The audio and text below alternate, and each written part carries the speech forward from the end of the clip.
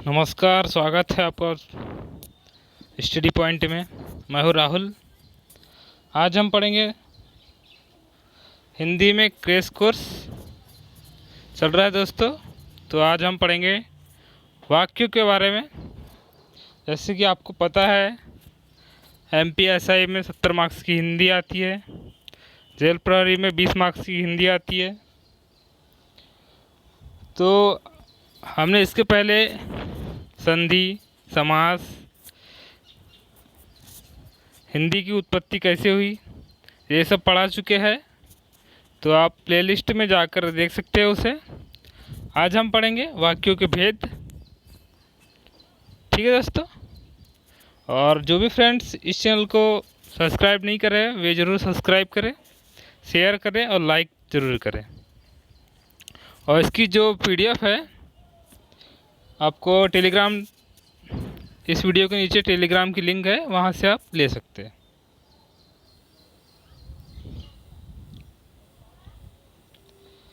पहले बात करते हैं हम वाक्य होता क्या है। वाक्य क्या होता है दोस्तों? जब दो या दो से अधिक शब्द मिलकर किसी ऐसे युग्म का निर्माण करते हैं, ऐसे वाक्यों के निर्माण करते हैं जो विशिष्ट अर्थ प्रदर्शित करता है, वो क्या कहलाता है? वाक्य कहलाता है। जैसे राम बाजार जा रहा है, ठीक है, कुछ नया अर्थ प्रदर्शित हो रहा है कि नहीं दोस्तों? तो इसे हम क्या कहते हैं? वाक्य कहते हैं। समझ आया? मतलब दो या दो से अधिक वाक्य मिलकर किसी विशिष्ट अर्थ को प्रदर्शित करे तो उसे वाक्य कहा जाता है। बताया मैंने आपको उदाहरण, राम बाजार जा रहा है। अब देखते हैं वाक्यों के भेद। वाक्य के भेद कितने प्रकार के होते हैं? वाक्य के भेद होते हैं दो प्रकार के। एक होता है उद्देश्य और एक होता है विधेय। तो उद्देश्य में क्या होता है दोस्तों? उद्देश्य क्या कहलाता है? कि वह वाक्य जिसके बारे में कुछ बताया जाता हो, अर्थात कर्ता या कर्ता का विस्तार, उद्देश्य कहलाता है। समझे? कर्ता, जैसे एग्जाम्पल देखते हैं हम, अयोध्या के राजा दशरथ के पुत्र राम वन को गए। ठीक है, यहाँ पर कर्ता कौन है? राजा दशरथ का पुत्र। ठीक है, इसका विस्तार कहाँ हो, क्या होगा? पूरा अयोध्या के राजा दशरथ के पुत्र, ये हो गया कर्ता। क्या विस्तार हुआ कि नहीं? तो इसे हम क्या कहेंगे? उद्देश्य कहेंगे। ठीक है। और विधेय किसे कहेंगे? राम वन को गए, मतलब इस जो पूरा वाक्य है इसका पूरा उद्देश्य क्या है? राम वन को गए। समझ आया? तो वो क्या कहलाएगा? उद्देश्य। वो कहलाएगा आपका विधेय। समझ आ गया? नेक्स्ट एग्जाम्पल देखते हैं हम। राम कृपालु राजा थे। ठीक है, राम क्या हो गया दोस्तों? उद्देश्य। और कृपालु राजा थे मतलब, ठीक है, किसी वाक्य का उद्देश्य समझ आ रहा है कि नहीं? किसी वाक्य का उद्देश्य बता रहा है कि क्या थे वे? कृपालु राजा थे। तो क्या होगा? ये होगा विधेय। समझ आ गया दोस्तों उद्देश्य और विधेय के बारे में। अब हम बात करते हैं वाक्यों के अंग। ठीक है, वाक्यों कितने भेद होते हैं? 3 भेद होते हैं। कौन कौन से होते हैं? एक होता है रचना के आधार पर, एक होता है अर्थ के आधार पर भेद, और एक होता है वाच्य या क्रिया के आधार पर वाक्य। ठीक है, तो पहले पढ़ते हैं हम रचना के आधार पर वाक्य। रचना के, जैसे क्वेश्चन आता है आपको दोस्तों, रचना के आधार पर वाक्य कितने प्रकार के होते हैं, सीधा डायरेक्ट क्वेश्चन आ जाता है आपको। तो आपको बताना पड़ेगा रचना के आधार पर 3 प्रकार के वाक्य होते हैं। ठीक है, कभी क्वेश्चन आ जाता है कि अर्थ के आधार पर कितने प्रकार के वाक्य होते हैं, तो आपको बताना पड़ेगा 8 प्रकार के अर्थ के आधार पर होते हैं। समझ आया? तो रचना के आधार पर देख लेते हैं। एक होता है सरल वाक्य, दूसरा होता है संयुक्त वाक्य, और तीसरा होता है मिश्रित वाक्य। ठीक है, अर्थ के आधार पर होता है 8 प्रकार के। 8 प्रकार के कौन कौन से होते हैं देख लेते हैं। एक होता है विधि या विधानवाचक वाक्य, निषेध निषेधवाचक वाक्य, तीसरा होता है प्रश्नवाचक वाक्य, चौथा होता है आज्ञावाचक, पांचवा होता है इच्छावाचक, छठवां होता है संदेहवाचक वाक्य, सातवां होता है संकेतवाचक वाक्य और आठवां होता है विस्मयादि वाचक वाक्य। ये होते हैं 8 प्रकार के वाक्य। अब तीसरा है वाच्य या क्रिया के आधार पर। यह होता है कृतवाचक, कर्मवाचक और भाववाचक। समझ आ गया दोस्तों? वाक्यों के भेद कितने प्रकार करते हैं? वाक्यों के भेद होते हैं 3 प्रकार के। एक होता है रचना के आधार पर, एक होता है अर्थ के आधार पर और एक होता है वाच्य या क्रिया के आधार पर। अब हम पढ़ते रचना के आधार पर वाक्य। पहला मैंने बताया था क्या होता है रचना के आधार पर वाक्य 3 प्रकार के होते हैं। पहला है सरल वाक्य। सरल वाक्य में क्या होता है, एक विधेय होता है और एक उद्देश्य होता है। ठीक है दोस्तों, अभी मैंने उद्देश्य और विधेय की परिभाषा बताई। उद्देश्य मतलब कर्ता और विधेय मतलब कोई कर्ता कार्य कर रहा है तो उसका उद्देश्य क्या है, उसे हम क्या कहते हैं, विधेय कहते हैं। एग्जाम्पल देख लेते हैं हम सरल वाक्य का। ठीक है, जैसे है मैं आज शाम को रीवा जा रही हूँ। सिंपल सा वाक्य नजर आ रहा है आपको, इसे सरल वाक्य कहते हैं। जैसे हम गाँव जाते, सरल वाक्य है। मतलब इसमें क्या हो रहा है, और, परंतु, जो, त्यों, क्यों ये आदि नहीं आता।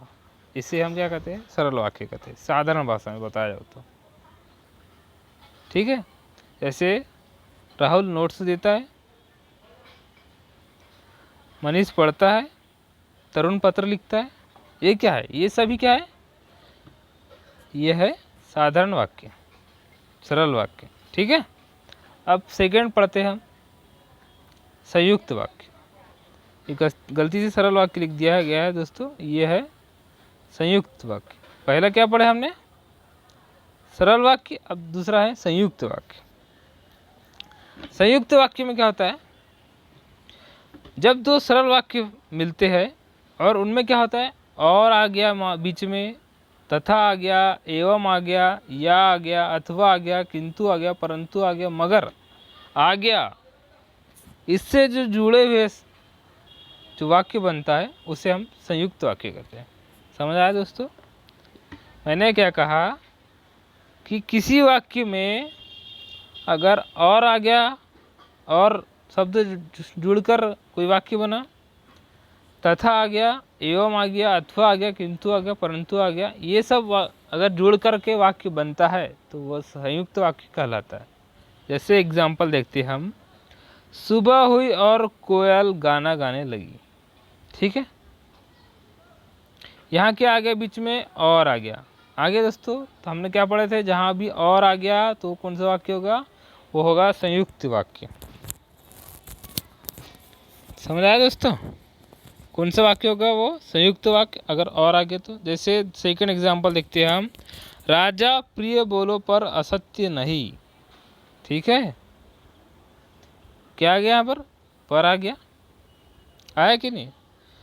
तो जैसे ही ये वर्ड आते हैं तो समझ जाओ कि ये कौन सा है, संयुक्त वाक्य। नेक्स्ट है, स्वाति ने बहुत परिश्रम किया किंतु सफलता नहीं मिली।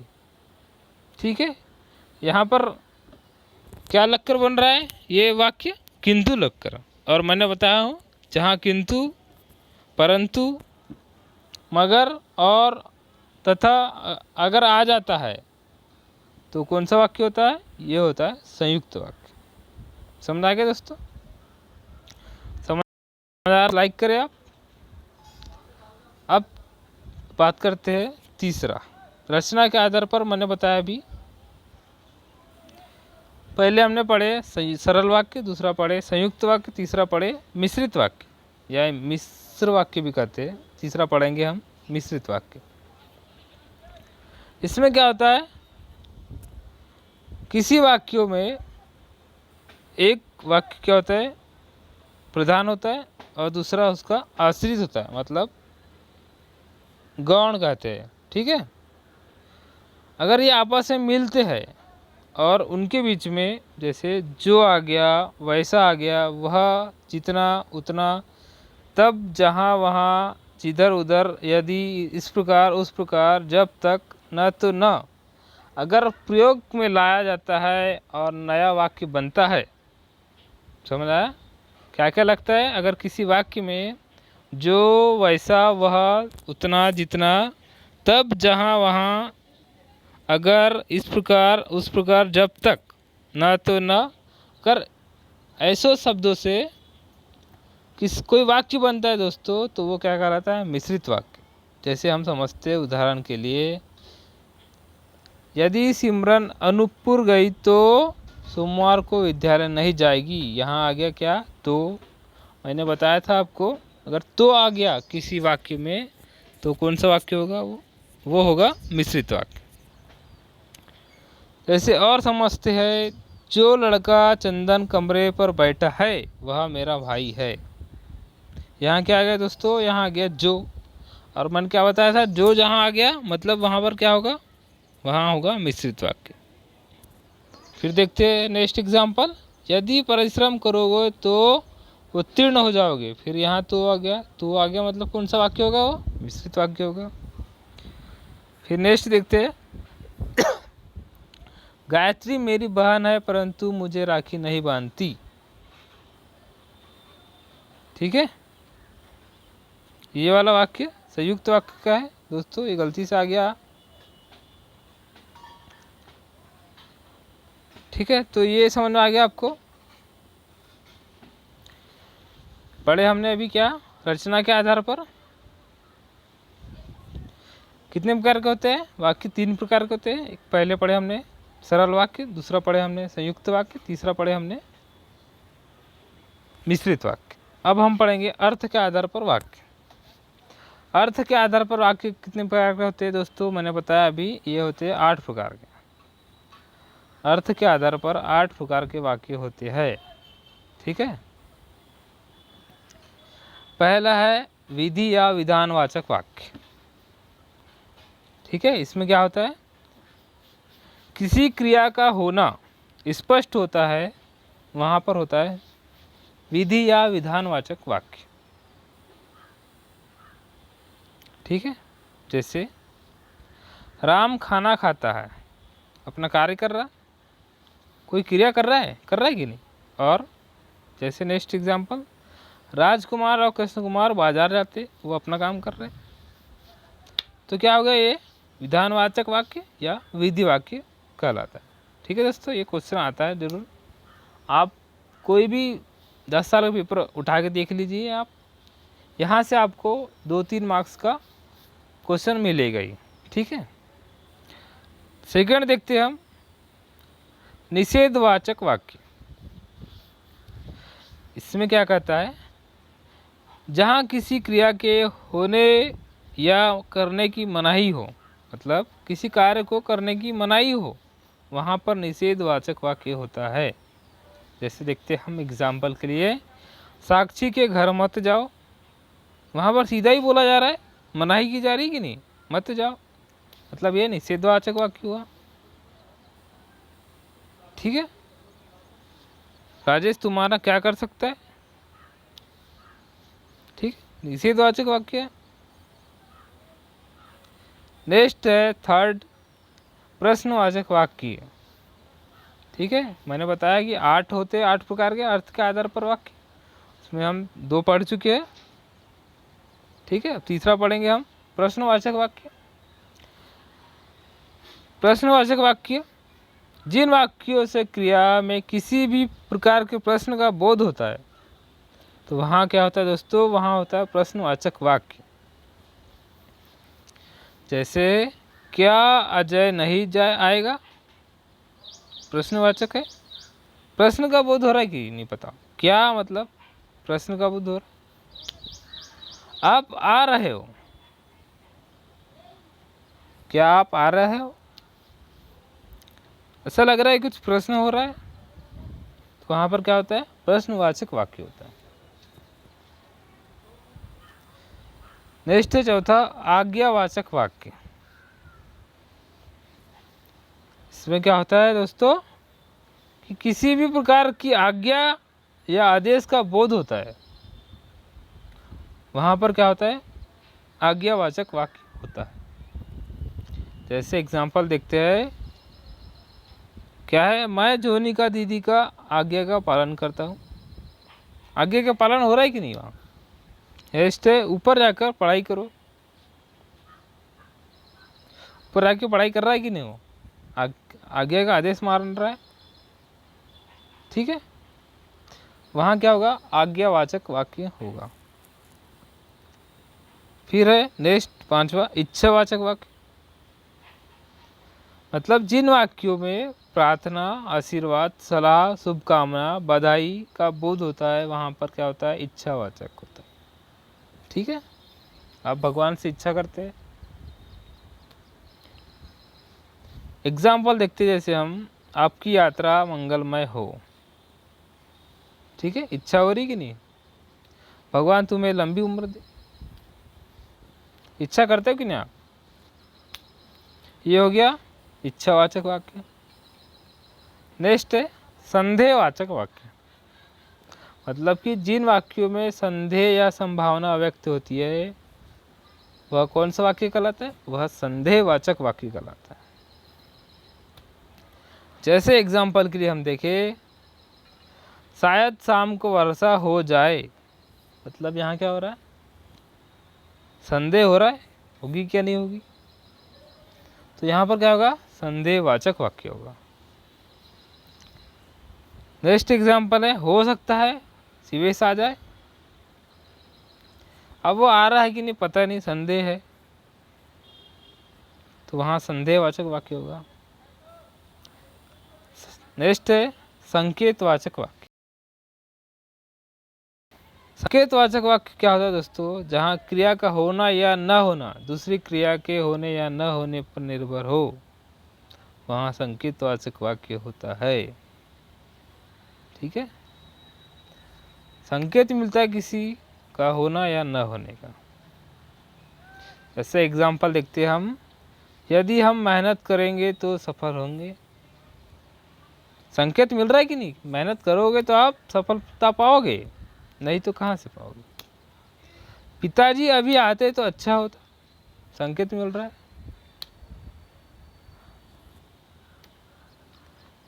अगर वर्षा होगी तो फसल भी होगी अच्छी,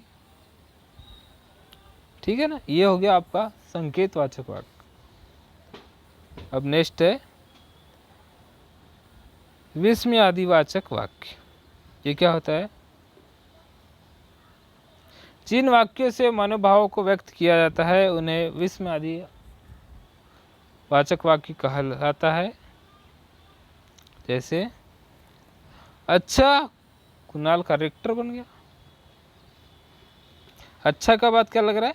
विस्मयादिवाचक चिन्ह लग रहा है। तो कौन सा वाक्य हो जाएगा? वो विस्मयादिवाचक वाक्य हो जाएगा। नेक्स्ट एग्जाम्पल समझते, वह इतना सुंदर है। वह के बाद क्या लग रहा है? विस्मयादिवाचक वाक्य लग रहा है। तो क्या हो जाएगा? विस्मयादिवाचक वाक्य हो जाएगा। समझ आ रहा है दोस्तों? क्या क्या पढ़ लिया आज हमने? आज हमने पढ़े वाक्यों के भेद, ठीक है। पहले पढ़े हमने वाक्यों के अंग। दो प्रकार के होते हैं, कौन कौन से? एक होता है उद्देश्य और एक होता है विधेय। उसके बाद हमने पढ़े वाक्यों के भेद। वाक्यों के भेद, ठीक है, कितने प्रकार के होते हैं वाक्यों के भेद? तीन प्रकार के। एक होता है रचना के आधार पर, एक होता है अर्थ के आधार पर, और एक होता है वाच्य या क्रिया के आधार पर, ठीक है। रचना के आधार पर हमने पढ़े कौन कौन से? सरल वाक्य, संयुक्त वाक्य और मिश्र वाक्य, ठीक है। वैसे ही हमने अर्थ के आधार पर 8 प्रकार के वाक्य पढ़े, ठीक है। ठीक है दोस्तों, आज के लिए इतना ही। और आपको मैंने जैसे ही बताया कि आप इस चैनल को सब्सक्राइब करें और लाइक कर कर जाकर जाना ना भूलें। धन्यवाद।